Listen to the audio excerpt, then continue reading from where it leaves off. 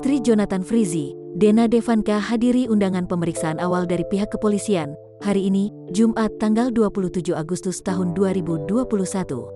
Dari pantauan Tribun News, Dena Devanka hadir bersama tim kuasa hukum sekitar pukul 10.30 waktu Indonesia Barat.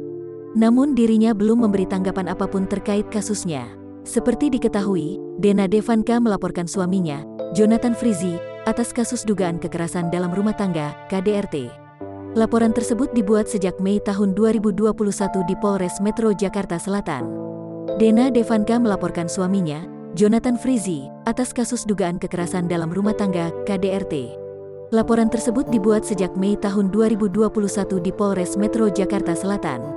Dena Devanka kini sedang dalam pemeriksaan tim penyidik sebagai terlapor hari ini.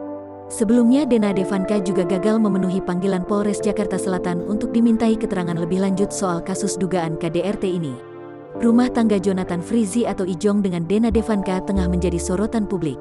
Keretakan rumah tangga itu bahkan sudah dikonfirmasi oleh sang paman, Benny Simanjuntak. Selain itu, Benny juga menyebutkan Dena sebagai sosok yang sangat pencemburu sehingga membuat pertengkaran kerap terjadi.